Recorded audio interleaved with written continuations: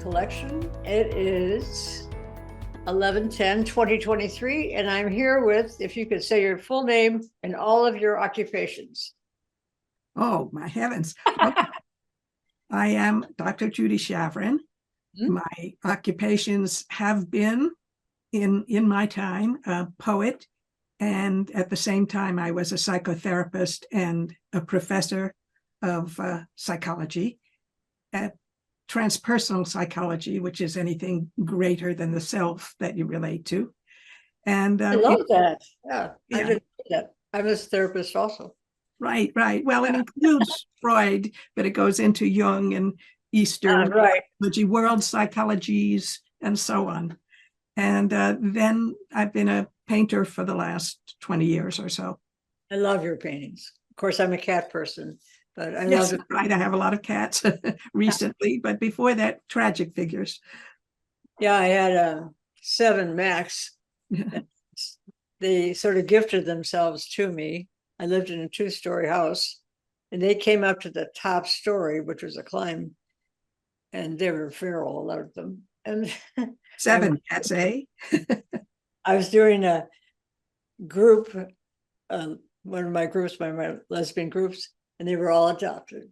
So then we started over. Those cats were smart because they were so cute. New cats after that. Yeah. They come to you, right? Yes. I have 1 cat now. Hemingway said, one cat just leads to another. I've noticed that. Well, the other one died a couple months ago, which was a tragedy. It was her sibling, but we're trying to hang on to just one. Yeah. But I think she's going to win. We'll get another one. So tell me the rest of your story. So where did you educate yourself for all these various directions? Well, my college and graduate school was at University of Chicago, and it was quite a wonderful school, very interdisciplinary. And my graduate education was with Black sheep, people who had originally been rejected by the academic community because they were too original. And then the academic community came back begging them to join. In other words, people like Hannah Arendt, who's a political philosopher, and Saul Bellow, a Nobel laureate in literature, and Harold Rosenberg, art critic for the New Yorker, Raman Ramanujan, a great Indian linguist and poet. So that was the privilege I had in my graduate education. How did you direct yourself there? How did I direct myself? Yeah. How did you happen to? How did I get there? Because at age 13, my brother, who was 7 years older, was in NYU and studying with a woman who is a person-centered psychotherapist, Virginia Axline. And he thought I might need therapy because our parents were arguing a lot and made us both crazy. And I did go to her for therapy, and she thought I'd fit very well at University of Chicago. It was European oriented. You could pass out of a year, and I figured that would be the year I'd then go live in Europe, and so on. So that's how I got there. And I loved my interdisciplinary education. And at the same time, I was training to be a psychotherapist, all part of needing to heal from the rift in my family. Really? What were they arguing about? They were from 2 different cultures, Ashkenazi and the Spanish side of Judaism, Sephardic. And the Sephardic side, my father was very Dutch and daylight and practical. And the Ashkenazi was Baltic, dark, moody, klezmer violin music, lots of laughter too. So they were so different.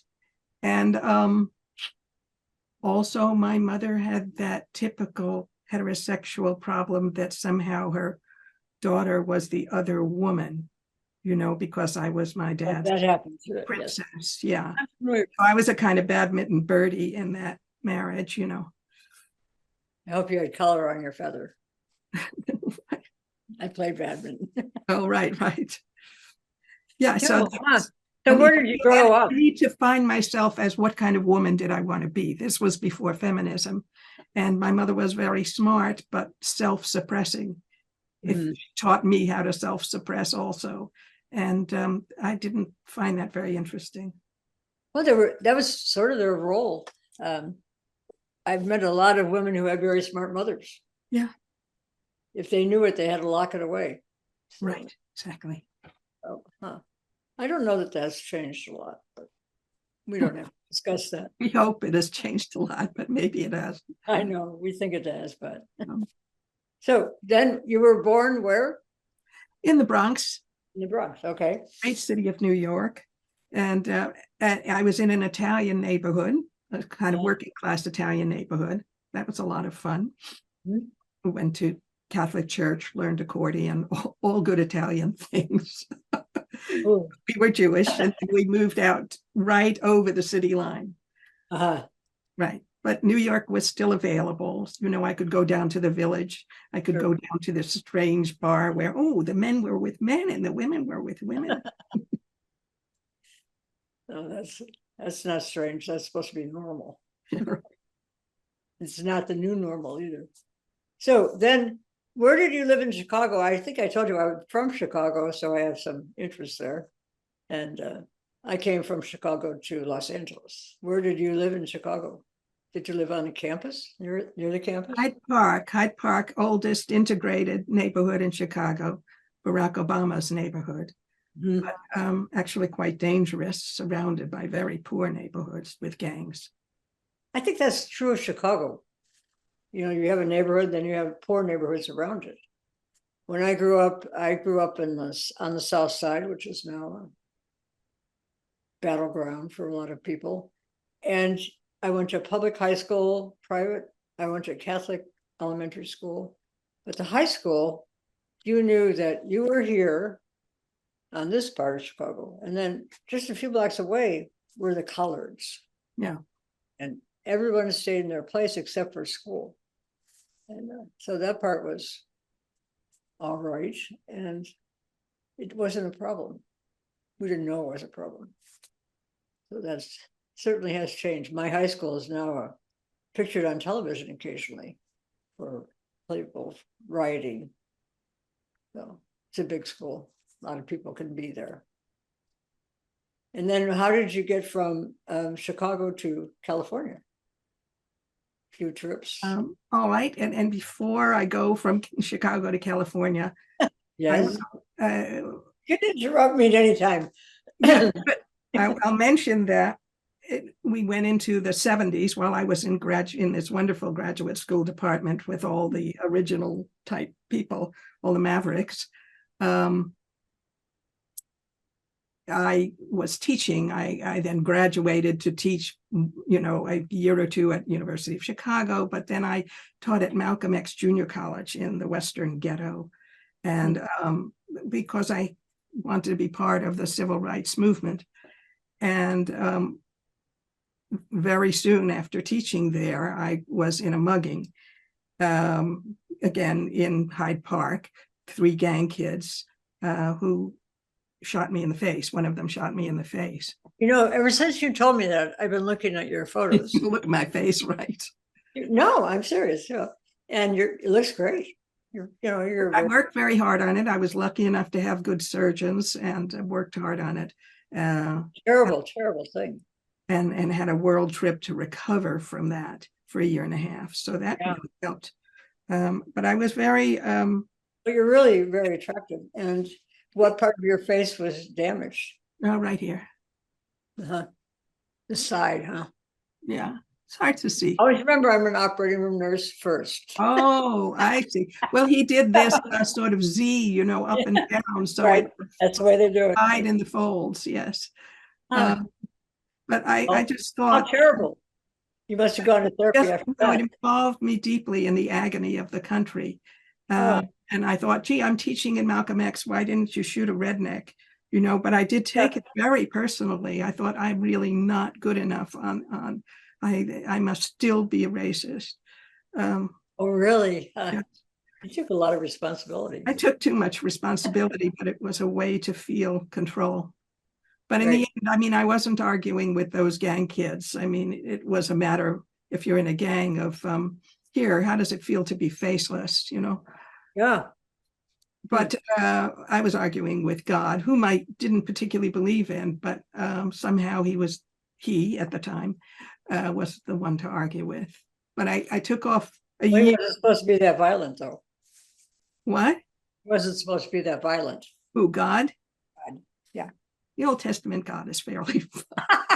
But I mean, you can look at God, and God is, different symbols, different times, but that violence is appalling. I'm really sorry that happened. Well, thank you. And it broke up I was in a marriage. We couldn't marry then, right? But I was with this wonderful Dutch woman, and we'd been together 14 years. But we were sort of broken up, but we thought we'd be getting back together. But it was clear once that happened that we weren't getting back together. She was just sort of phased out by it, and So was it races, a cultural thing that stopped it? Or was it your love? you mean the marriage? Yeah. Well, we were, what stopped it after 14 years? She went from being a community organizer, trying to keep Jewish and Black neighborhoods together, and Jewish and Black schools get grants and so on, to being a stockbroker. And I went from Sort of the same job, I think. Really? Yeah. I mean, it's all positioning, right? I guess. I don't know where you look at it. Well, the positioning But it's wasn't definitely a working change. anymore. We were coming into the 80s and people weren't coming to her meetings anymore. And she wanted to get rich. She did. And I went from being very heady and intellectual to becoming more of a therapist, more touchy-feely. So we just Do you still see her? also our big, oh yes, we're friends. But also our big experiment, which was an open marriage that was part of the feminist revolution. We were just, Hey, but it was a very I disciplined. appreciated all the work that went into it. What'd you say? I appreciate all the work that went into it. A lot of work went in, a lot of fun. Yeah, even lot now, people are trying to eliminate it. And we weren't swinging. We have long relationships. But that, I don't think that's what broke it up, though. I think how different we became. Well, you were still young and growing. Right. So that was age 40 when that mugging happened. And then I traveled for a year and a half, which was wonderful. I'm not sure I would. Place you went to? The first place I went to, Far East. The Far East, because I'd already done Europe with Lenny. My partner was Dutch, so we'd done a lot of Europe for years, 14 years. And I was so much of a boomer with, the philosophies of India and the poetry and art of China and Japan. So that's where I went. I went to Hong Kong. I got my visas. I stayed in Australia for a long time just to have an easy recovery. But then Japan and India and Tibet. Did you make lesbian contact when you were on the road traveling? Or did you sort of stay as a solo? Not really, but people joined me during the trip. And the people, and it was lovely to see feminist books on the shelves of Australia, American feminist books. Yeah. That's amazing. That's amazing. And I was in one of them. It was an anthology called New Lesbian Voices. Good for you. Boy, you've been around, huh? Right. Well, no, this is good, because keep in mind that the part that we are attracted to in this is, look, other lesbians seeing us in this generation past, as we are. And things that you did, you tried things, you wrote a book, you took pictures, you painted, you wrote poetry. I mean, why not? Hey, we were hot, because wait, don't pass that here. I had to find the new woman. I had to be a woman different from the compromises my mother made. Just had to be to survive, really. So all of this was exploring, yeah. And without the feminist movement and without choosing to be a lesbian, I would have been in big trouble. I mean, I could have married. I really could have. But But yeah. so many of the women, as you read the interviews, were married. Many had children. Yeah. One of the women went to, she was married, had 3 children. Mm-hmm. And then she decided she was really a lesbian. And so she tried to really examine it through her church and went to one of those groups. And I admire that. And she's not a lesbian, but that's we take who we are seriously. And we should. Why not? Nobody else wants to as much as we do. But a lot of the women were married and had children. Some were married. Oh, one woman said, well, I've been married to a man 3 times and a woman 3 times. Give everybody a chance. Does she consider herself bisexual, or did she end up lesbian? Lesbian. Okay. Of course. Given the choice. Right. So how old were you when you realized that maybe you weren't following the pattern of heterosexuality? Oh, I was 20, 21, and I was living in International House at University of Chicago, going to graduate school. And there was this gorgeous Dutch woman. Now, when I was 12 or 13, we had begun dating boys, but the girls, we just fooled around a little on the side and had fun. Mm-hmm. But I always assumed I'd marry. And I assumed I'd marry partly because I could only conceive of being a successful type of person. This was my assignment. It's called nachas in the Jewish culture. You have to bring nachas to your family and to the tribe, honor. You have to be. That's what it means? It means honor? Yes, it means prestige in the new world, because you're always in the new world. I mean, 3 of my grandparents were from Poland and Romania and Holland. So you get to a new world and you're supposed to shine. So I assumed I would marry. And then I met this Dutch woman who assumed she would marry. And then we couldn't imagine being without each other. And you were how old then? That was 2021. And I also just didn't like the setup. I finally got what the setup was. You are automatically second violin. No, why? If you're supposed to be first violin, you should be. Style. And your brother was older, right? Excuse me. 7 years older. Right. So you didn't have that first child style yet. No, not at all. No. And a male. So good. And what's the first child? What's the first child style?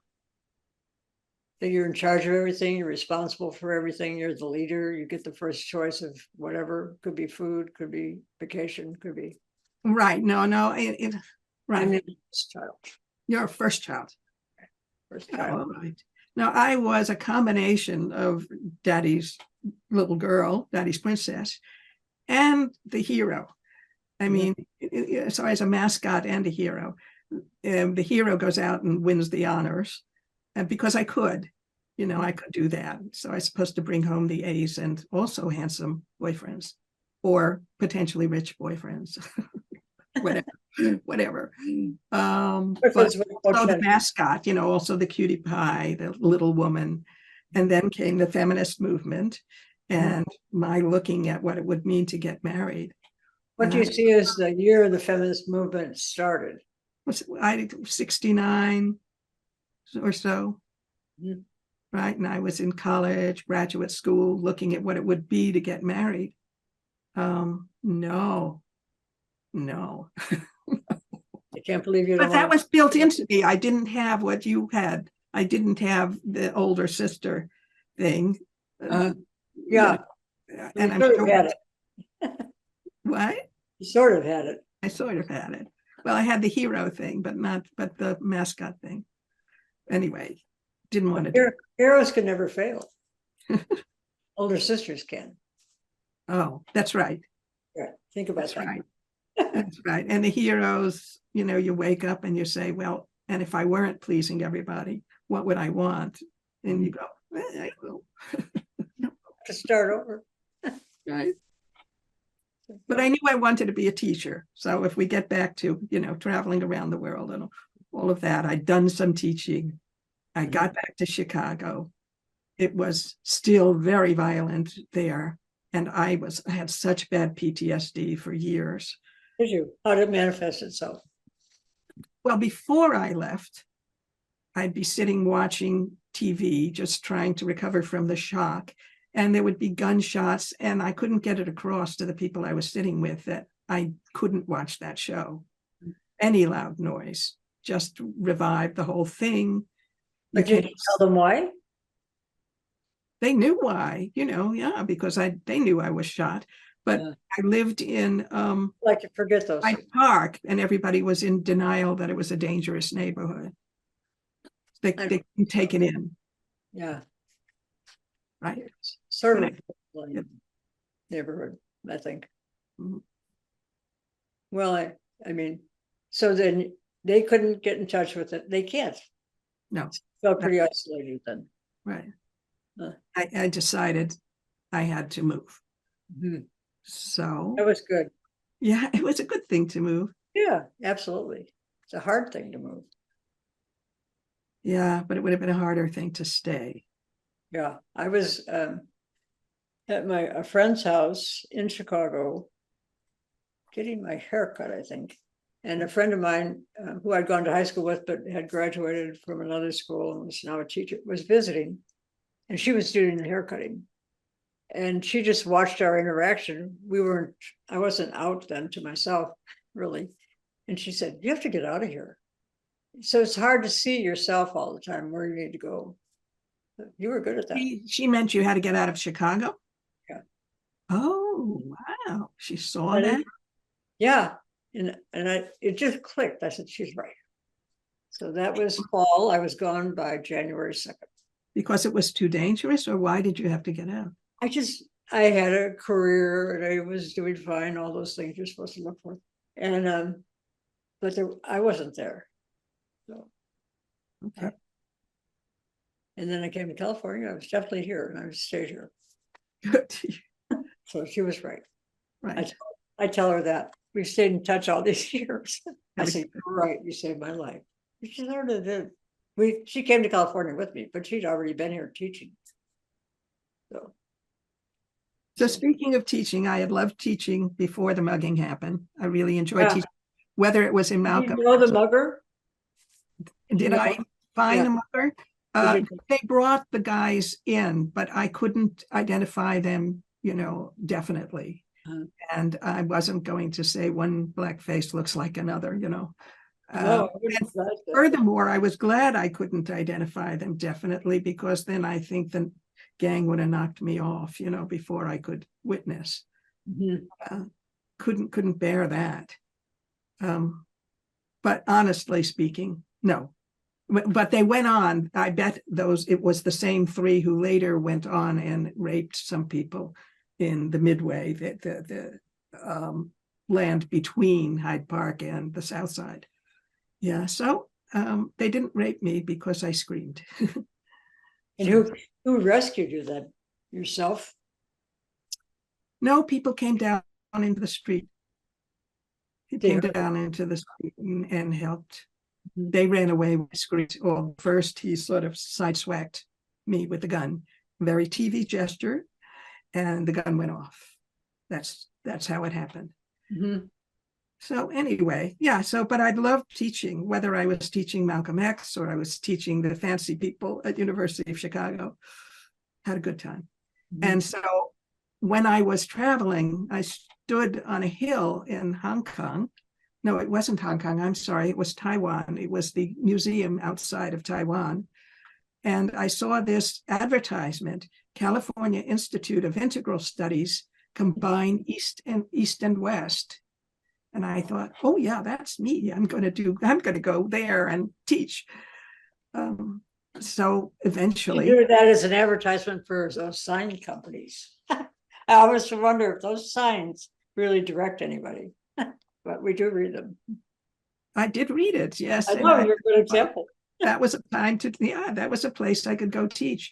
And I was following this guy I hit upon, Tibetan Buddhist Lama, who was an expert on what happens between lives, who was a Tibetan expert on death and reincarnation.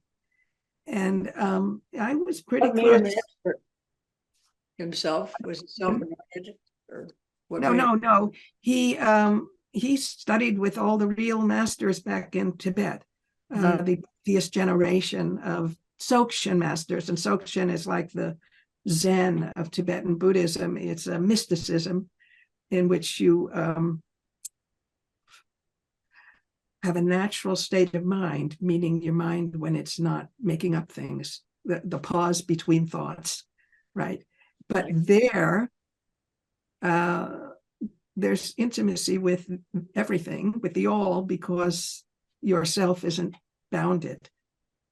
Like they say, it's like water in a vase, and you break the vase and it's part of the ocean. But I've had that. I had it on mind drugs during the late 60s, early 70s. But I then followed him and learned this Dzogchen meditation because I wanted to see if you could do it sober. What does that tell us? Right? And what'd you find out? Yes, yes. Yeah. It's the simplest state of mind when you're not making yourself up and you're not making your stories up. And you could do it. I went on a 3-month retreat, and so I could do that one. And in the end, though, my feminism was a difficulty. He ended up being one of the abusers, and I got that early on, but some people stayed with him 20 or 30 years and ruined their lives over it. He was a very, very good teacher, but he had to have his little nymphets around him, and his name was Sogyal Rinpoche. He wrote the Tibetan Book of Living and Dying. And so I was fascinated by the Tibetan psychology. I eventually was teaching world psychologies, and they're brilliant. The Tibetans really have this grand cartography map of the consciousness. Loved it. Especially because if it's Zen, it's like very simple and black and white. If it's Tibetan, it's got all these crazy monsters in the consciousness and the deities and lots of strong female deities. And did that help you let go of your own monsters? Say that again. Did that help you let go of your own monsters? Let go of my own monsters. From the PTSD? Embrace my own monsters. Mm-hmm. Good question. Great question. Embrace my own monsters, because I was looking for strength the whole time from 20 onward. I was looking for strength. Letting go, yeah. Yeah. So when did you meet your lover that you sent me the beautiful painting of? Oh, that came much later, here in California. Beautiful painting. Beautiful. Oh, thank you very much. Yeah. Well, that was here in California. I got here in 88 or 89. I taught in the California Institute of Integral Studies. Then that school kind of exploded. After like 8 years, I was teaching in this women's spirituality department. Where in California? It was in the California Institute of Integral Studies in San Francisco. In San Francisco, we got a Rockefeller grant, and we founded the first master's and PhD in women's spirituality. And women's spirituality sort of built on the feminism. So now you're talking 1990. So it built on feminism, but it kind of reopened feminist arms to all kinds of women's crafts and history. You could be a cook, you could be a weaver, you could be all the things women have been. Yeah. Including the goddesses. And so I was teaching in women's spirituality through the 90s. The school then exploded. And then I was being a painter. And by about 2000 is when I met Judith, my next primary. We were lovers for 2 years, but we were primaries for 20 years, What does that mean? Yeah. You had sex for 2 years and not for the others? years? Right. We weren't a sexual romance. We were like best friends, but primaries in each other's lives. The people you speak to every night, people, you spend weekends with, and so on. So, and then the last 7 years, which was until this February, I was also her caregiver because she got metastatic cancer. I'm sorry. What kind of work did she do? Who was she? She was very sorry about it. Yeah, who wouldn't be? Yeah. Well, most people, I think, I haven't known anybody that embraced it. Right. A lot of people. Yeah. But she did a wonderful thing with it. I guess I'm talking a lot about achievements, but I think that's okay because lesbians do achieve a lot often. I know. Just to be a lesbian is a big achievement, right? Great big achievement. Talk about it as a bigger one. Yeah. And to talk about it is a bigger one for our generation, especially. Yeah. But what Judith did with it is she was, again, a kind of maverick and strange person who would sporadically have various projects, but her career life only gelled, from what I could see, really gelled when she got the cancer. She became the administrator of a Facebook page with 30,000 women passing through it with their breast cancer. It was called Breast Cancer Straight Talk. And she was their font of information, their jokester, their hug. She just did wonderful work. How long did she got all the possible information in order to keep herself alive, because they gave her a 2-year diagnosis and she lived 7 years. And she went through clinical trials and she got all that, all the contacts, all the information, but she funneled it to all those women. So I felt privileged to help. How did you help? Well, my first way of helping, I think, was that my job after California Institute of Integral Studies was with the Institute of Transpersonal Psychology, and we had a global online doctoral program in psychology.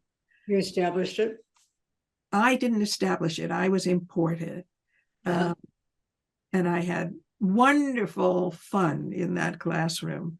I mean, they were people, some of them weirdly talented psychics, most of them therapists, but they were wasting this enormous amount of money that people waste to go to graduate school these days, and they waste it because there may not be a job waiting for them, because they wanted a psychology that included their spiritual life and sometimes their parapsychological life, but included it as a kind of scientific research, as a really respectable study. Yeah. So that's what we were doing. And I was also busy grounding them in cultural psychology and politics. And I didn't have to make up the politics. We'd have someone from South Africa, and someone from You were a great resource. Muslim, Jewish. And I wanted them all to be in the classroom in their real form and not pretend they were Americans. I agree with that. Right. Yeah. So so then she watched me do that for many years, how to run an online hub. So maybe she got some inspiration from that. I'm sure she did. Yeah. I mean, get inspired. We'll be inspired by this interview. Great. I mean, it's a given. I'm jealous. This is what we do, but I always take away. Yeah. So that, I helped her, but of course she helped me. She was quite a techie herself and all of that. And the brilliant way she walked with and through cancer. I'm sorry she died. She died. Towards the end, we like to go, what do you mean? What do you mean? Yeah, and I had her in-home hospice. So that's what I'm saying about caregiving. The last month she was in my home all the time instead of just weekends or something. Yeah. And she didn't like morphine. So that's hard to listen to someone's pain that way. Yes. But She died, her body just gave up. compass mentis. She what? Wanted to keep compass mentis. Right. So she didn't take the morphine. She died the way she wanted to die. She wanted to be in a home, and people who loved her twin sister was up there. So you gave her the gift. And she gave me the gift. Right. I think it's so intimate. That, yeah. Just to respect somebody's wishes. Yeah. And when it's so difficult for yourself. It was very difficult. Yeah. But it's a privilege. It's you're right at the nub of life and death. So it's very, very naked with you. So was she cremated? No, she had her body hauled away by science. She wanted to serve science, and she liked that it was free. That's true. I'm not doing that, but I did look at it when I listened to somebody talk about it. It was their decision. But I thought, that's very bold. Didn't change my mind. Are you going to get cremated or? Yeah. I am. That's the plan anyway. Plans change, but no, that's my plan. No, I've been involved as a healthcare provider in death quite a bit. When I was 16, I worked at a Catholic hospital as a nurse's aide. And I don't think it was my job, but it became my job. I worked at 3 o'clock after school. I got there and everybody died. It seemed like I worked on a medical floor. And so they'd say 26 died. And they would help me get the body on a gurney. But then they send us off in the elevator. Yeah, I was 16. I'd never seen anybody die. My grandfather died. But so I became acquainted with death at a distance, which is what I call that, pretty early on. And then it just continued. I wasn't afraid of it. I saw it as a journey. And the first journey was down to the morgue. And I didn't know the people, even though at that time they kept people in the hospital a long time. Now, if you stay overnight, you're really ill. Yes, that's true. Right. Because it's all about the money. Yep. Well, and also COVID and, Well, that was necessity. Yeah. But this time, we had read, there were empty beds. Yeah. Anyway, I always remember 26 going to the morgue, and I went alone, even though they had plenty of people around. So it was the garbage job. It was a Catholic hospital. And when the person was dying, they got Jello, the relatives of Jello, toast, tea, no coffee, too stimulating, and a rosary. So, and when that was over, it's adios. So I was impressed with the kindness of that, but it didn't continue. Are you practicing a religion now? I think creativity is my religion, really, I mean, what's been such a nourishment to my life is everything from the poets and playwrights, especially the first 20 years, 20 to 40, I was mostly a poet, but I was studying, one of my main mentor was a translator of the Greek playwrights, David Green, but he was so Irish that we also did the Irish poets and Gerard Manley Hopkins. We did a lot of Shakespeare with him. And I needed, for the feminist movement, I needed Sylvia Plath, I needed Anne Sexton.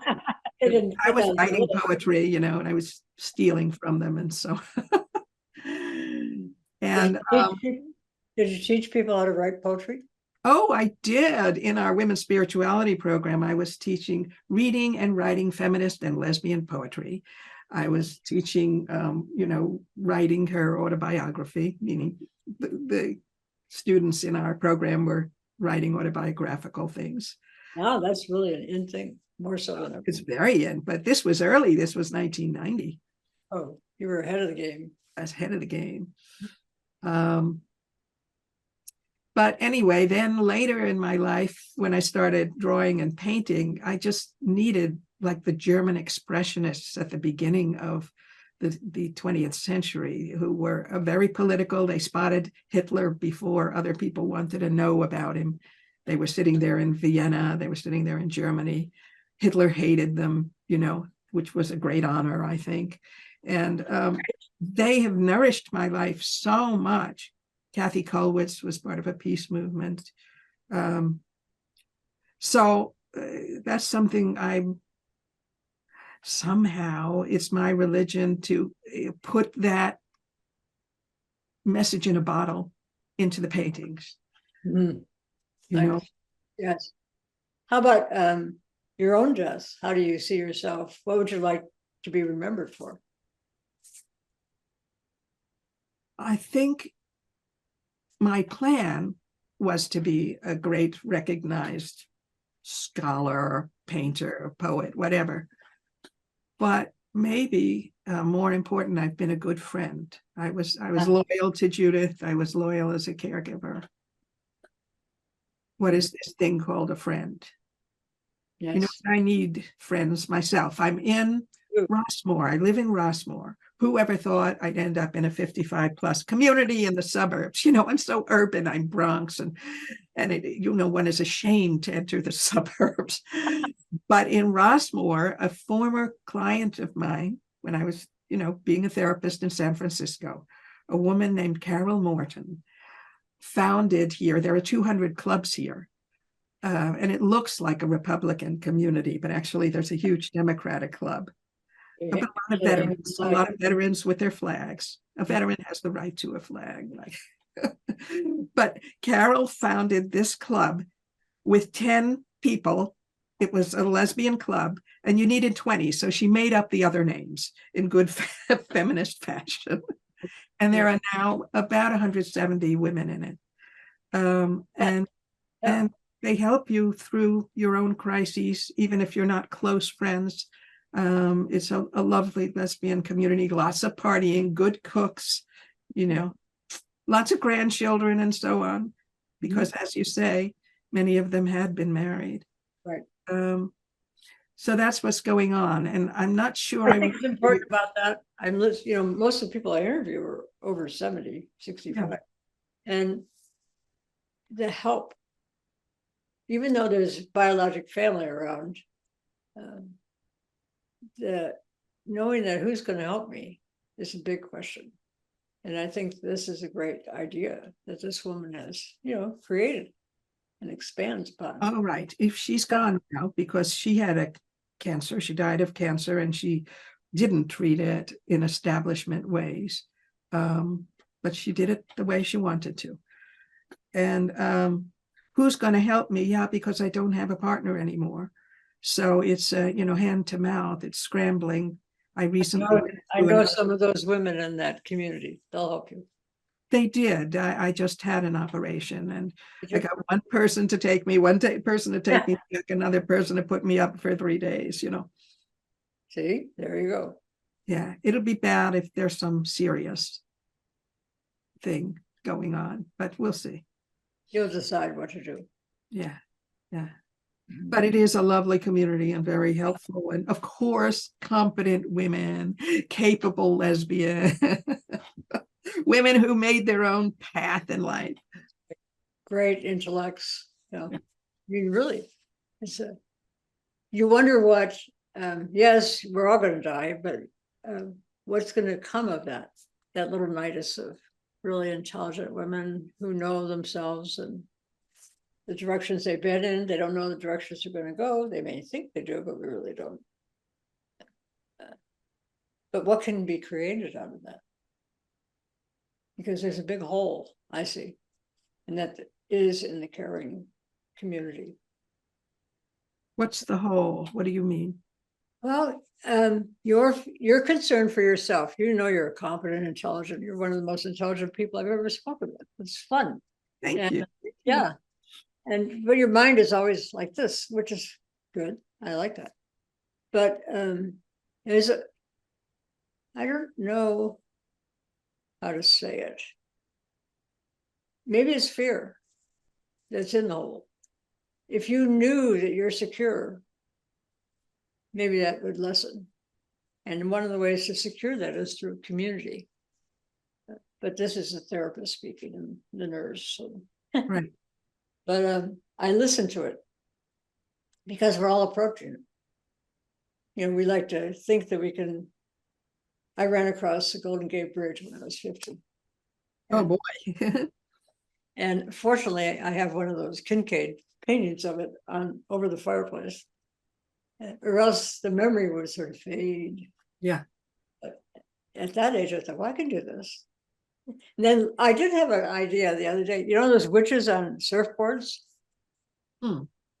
I spent a lot of time in Morro Bay, Santa Maria, this kind of thing. And they have a community there. And I don't know if they're all lesbians, but for Halloween, they don all black, black veil coming off their hat. And they're on the surf. And it's dusk. And it's always photographed. So I thought, well, next year I think I'll do that. But you have all the black on, and then you surf, did you say? Yeah, they don't surf, they stand on the surfboard in Morro Bay. Oh, I see. And I think that the one I read this year is expanded. It's down south a little bit too. So it might be a big community I don't know anything about. But I thought just to do it for Halloween would be really. Oh, for Halloween. Yeah, I'd like to do that. So it's a goal. Yeah. But I going back to the whole, it's a new thought for me, but it is there. And I think a community like you're living in could help. Oh, yes. Yes. We're aware that Just the fact that you got help when you had surgery says that. Right, right. And I'm sure you had a narrow escape in the recent surgery because I had a first opinion that said, oh, now we've spotted this little tumor on your kidney. And we're just going to wait and watch. And I said, I don't like that. I want a second opinion. Good. And I went to the second opinion and he said, yeah, but we always wait and watch. But at least this one actually was in dialogue with me. And I said, no, I want it out. Good. Out to be not at all what they thought it was. Mm-hmm. It was clear margins when they took it out, but it was not a polite tumor. It was aggressive. And they thought it was a nothing burger. So it was on your kidney itself? Yeah. Yeah. So good. When did you have it done?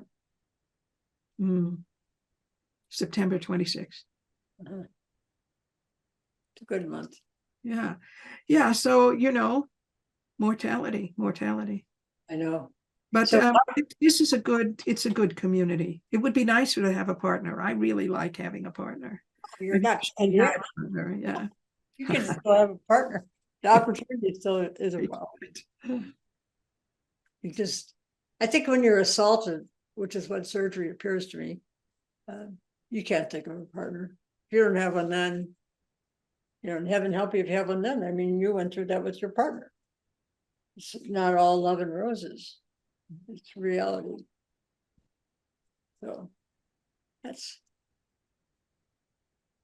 but you'll create something. That's why you're there. Let me know what it is. Well, it's interesting to watch all the women. I get to watch not 170 women, but a lot of the women, and some sort of catered when they were young, so they make events and they cater them. And some were sort of activists, and they know how to start the social activist part of this club. And some, are very focused on their grandchildren, and they're making birthday parties for their grandchildren.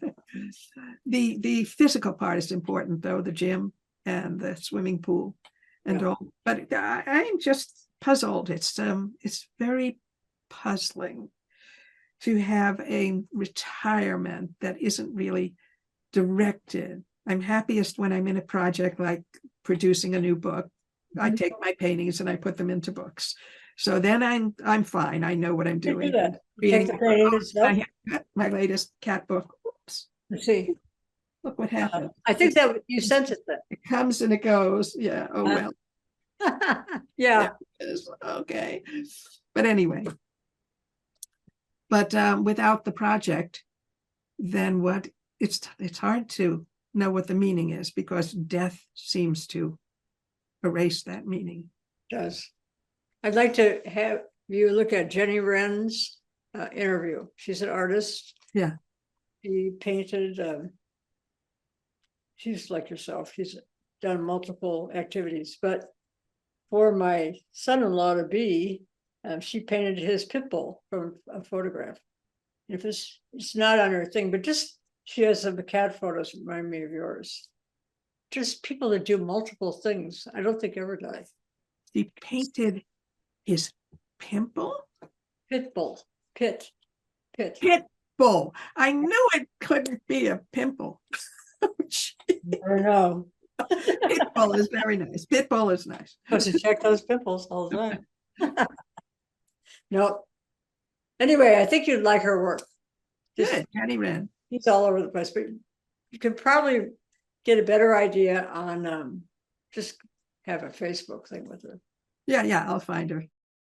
No, but I think it's wonderful that you're doing the interview project, that we do have to preserve what's happened with our generation. Our generation was really, pioneer.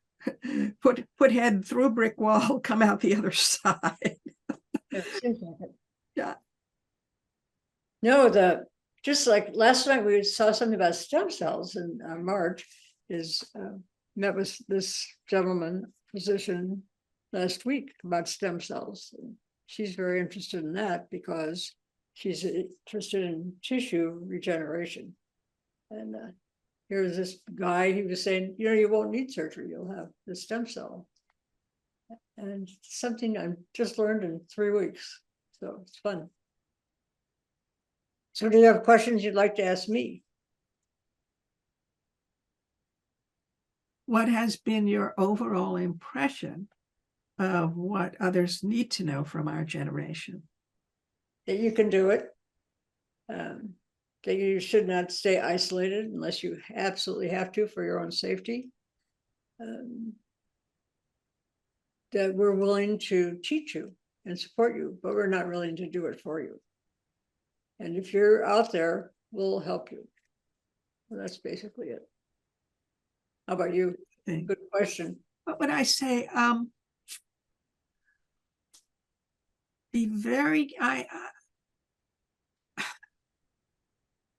I think young women still